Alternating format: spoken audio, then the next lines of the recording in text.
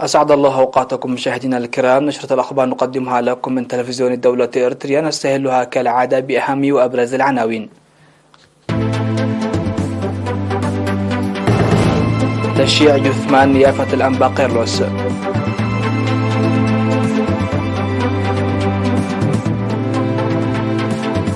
دعوة لتوخي الحذر من حرائق المراعي في تسني.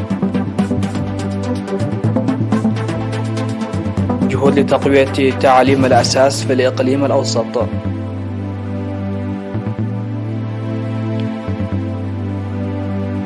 بوتين يحذر من خطر نشوب حرب نووية.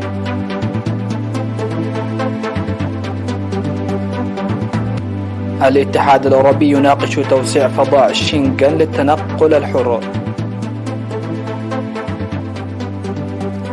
البرلمان في بيرو يعزل الرئيس والشرطة تحتجزه ونائبته تتولى السلطة. أهلا بكم إلى تفاصيل النشرة. شيع اليوم 8 من ديسمبر جثمان البطريرك الخامس للكنيسة الأرثوذكسية الإريترية نيافة الأنبا قيرلس الأول.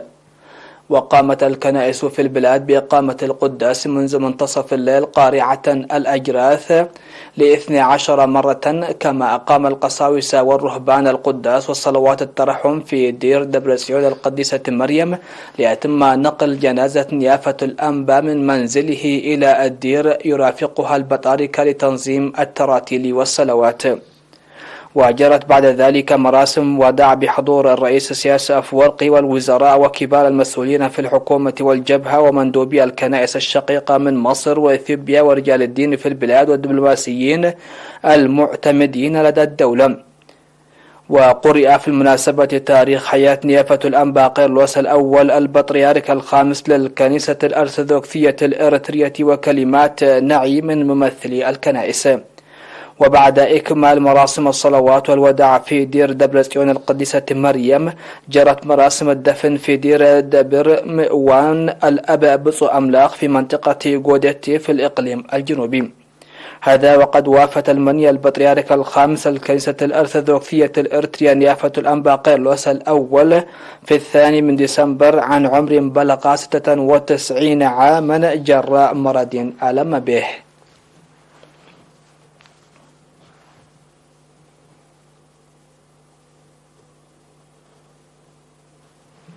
دعا مكتب وزارة الزراعة في مديرية تسني الرعاة وجميع المتنقلين في المديرية لتوخي الحذر من اندلاع الحرائق نتيجة الإهمال والأعمال غير المسؤولة في المراعي التي نمت جيدا. وأوضح مسؤول تنمية اللحوم والمراعي في المكتب السيد رئيسهم أرآيا أن ظاهرة الحرائق في المراعي سببها أعقاب السجائر المرمية على جوانب الطرق والنار التي يتركها الرعاة دون إطفائها. وقال أن الحرائق تلحق الأضرار الجسيمة على التنوع الأحيائي وغذاء الحيوان، ويجب على جميع المواطنين توخي الحذر وتجنب الإهمال. وذكر مسؤول مراقبة وسلامة خدمات النقل البري السيد جمال صالح أن سبب أغلب الحرائق التي تحدث خاصة على جانبي طريق تسني بارنتو من أعقاب السجائر غير المطفية من السيارات. من جانبه أوضح مسؤول مكتب الادعاء العام في مديرية تسني السيد مرح حيلأب أن أحداث الحرائق سواء بالإهمال أو بدون معرفة يؤدي إلى المساءلة القانونية بالقانون الجنائي والمدني، وينظر إليه كقضية كبيرة قانونيا وأخلاقيا لأضراره الكبيرة على الموارد الطبيعية.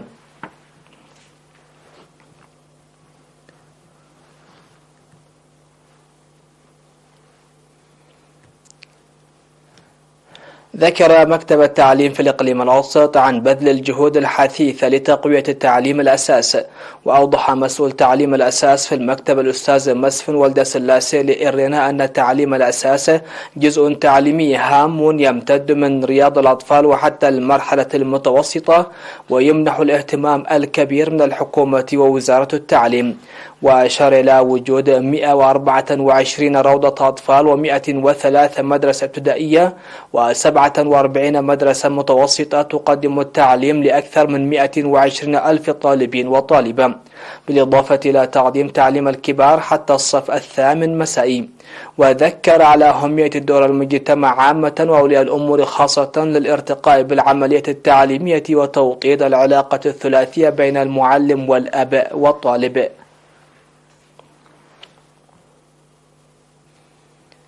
تقوم إدارة الإقليم الأوسط بجهود جادة لحفظ الوثائق التي تشرف عليها والتي تعود أيضا لأكثر من قرن. وأوضح مسؤول التوثيق في إدارة الإقليم الأوسط السيد محاري أرأيا أن عمل التوثيق الذي بدأ بعدد محدود من العمال تحت إشراف إدارة أسمر عام 1890 يقوم من عام 1901 وحتى 2022 بحفظ الوثائق الحكومية والفردية والصحف المطبوعة في مختلف الفترات. وذكر التوثيق أكثر من 2500 ملف وأكثر من 50,000 وثيقة هامة، ويقدم النسخ للمطالبين بها بعد إيفاء الإجراءات اللازمة سواء بشكل فردي أو مؤسسي، وتستخدم كمراجع. وذكر الشباب المتخرجين بالتوثيق من كلية مينفح العاملون في القسم ذكروا أنهم استطاعوا اكتساب الكثير من المعرفة عن تاريخ إريتريا من الوثائق والمطبوعات الموثوقة إلى جانب الخدمات التي يقدمونها.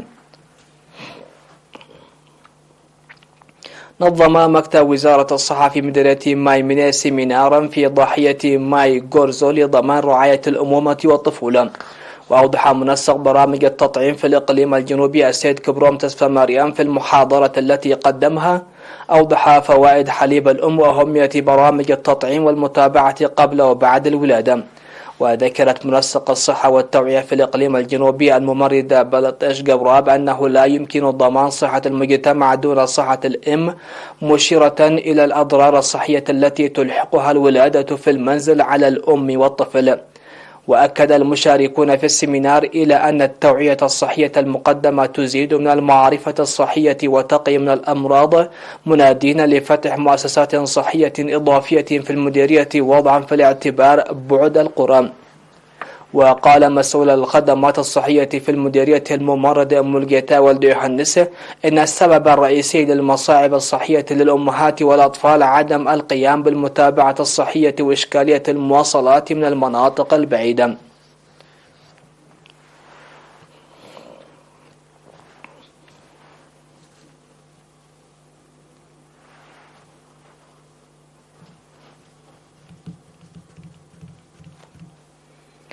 مشاهدينا الكرام، نشرتنا لا زالت مستمرة من الفضائية الإرتيا، لكن بعد الفاصل.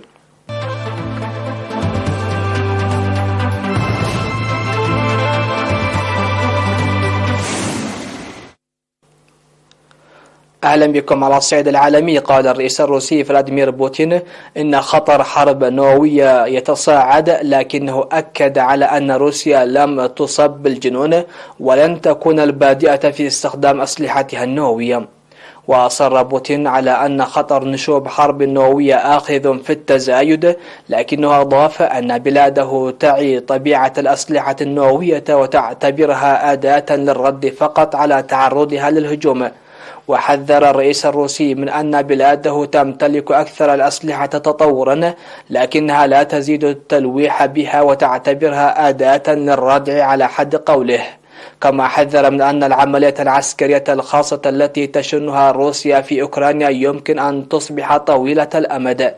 في الوقت نفسه اتهم بوتين الغرب بأنه يستخدم عقيدة حقوق الإنسان لتدمير سيادة الدول، مؤكدا أن روسيا تعتمد بالدرجة الأولى على الوسائل السلمية لكنها مستعدة للدفاع عن نفسها بكل الوسائل المتاحة حسب قوله. وجاء الرد الأمريكي على لسان المتحدث باسم وزارة الخارجية نيد برايس الذي رفض الرد مباشرة على بوتين.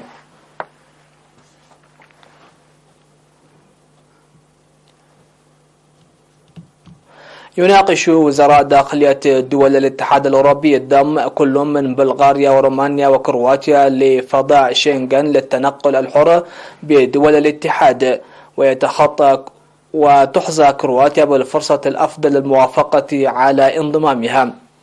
ودعت المفوضية الأوروبية الشهر الماضي إلى ضم الدول الثلاث لمنطقة التنقل الحر التي تتيح التحرك بحرية بدون جواز السفر، علما بأن جميع الدول الأعضاء لم تدعم هذا المقترح. وكان البرلمان الهولندي تبنى في أكتوبر الماضي قرارا جاء فيه أن هناك حاجة لمزيد من تحليل عمل حكم القانون ونطاق الفساد والجريمة المنظمة في بلغاريا ورومانيا. يشار إلى أنه يتعين موافقة جميع الدول الأعضاء بالإجماع على انضمام أي دولة جديدة لفضاء شنغن الذي يتألف من 26 دولة، 22 منها هي من دول الاتحاد الأوروبي، إضافة إلى أيسلندا وليختنشتاين والنرويج وسويسرا.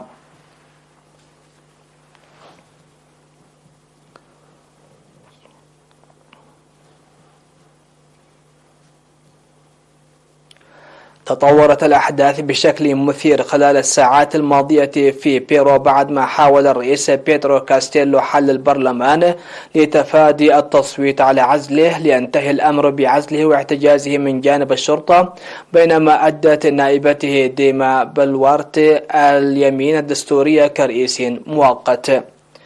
وقد تعهدت بلوارت في أول تصريح لها بتشكيل حكومة وطنية جامعة، ودعت إلى هدنة سياسية لتجاوز الأزمة التي تشهدها البلاد.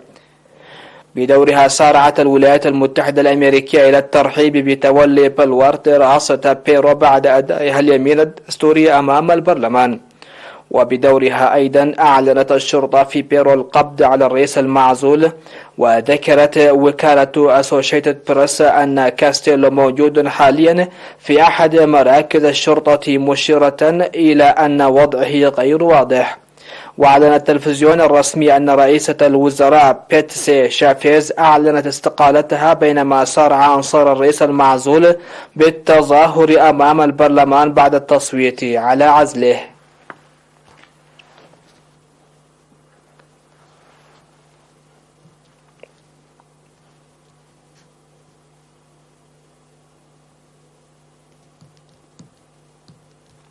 الخبر الأخير في هذه النشرة: عرضت شركات الدفاع الأمريكية والروسية أسلحة وروجت لنماذج من الطائرات في أول معرض أسلحة واسع النطاق في فيتنام، حيث تتنافس القوتان على النفوذ ومبيعات الأسلحة في الدولة الاستراتيجية الواقعة في جنوب شرق آسيا على الحدود مع الصين. واجتذب الحدث الذي أقيم في قاعدة جوية بالعاصمة هانوي 174 عارضا من 30 دولة، بما في ذلك جميع الدول الكبرى المصنعة للأسلحة باستثناء الصين، حيث أبدت فيتنام اهتمامها بتنويع المشتريات العسكرية وربما بدأ تصوير أسلحتها الخاصة. وتعد روسيا إلى حد بعيد المورد الرئيسي للأسلحة لفيتنام، وتغطي 80% من احتياجاتها.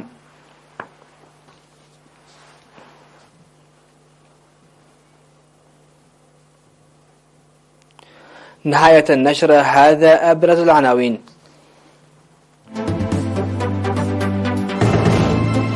تشييع جثمان نيافة الأنبا قيرلس.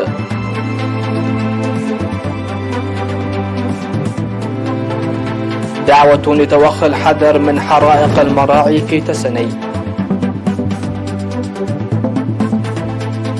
جهود تقوية تعليم الأساس في الإقليم الأوسط.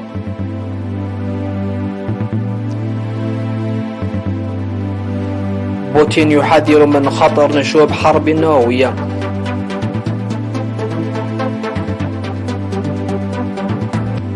الاتحاد الأوروبي يناقش توسيع فضاء شنغن للتنقل الحر.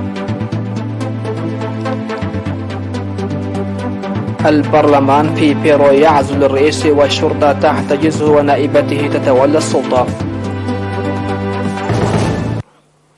سادتي سيدات، هكذا نكون قد وصلنا وياكم إلى نهاية نشرة هذا المساء. هذه تحيات وتحيات الفريق العامل، ودمتم في أمان الله.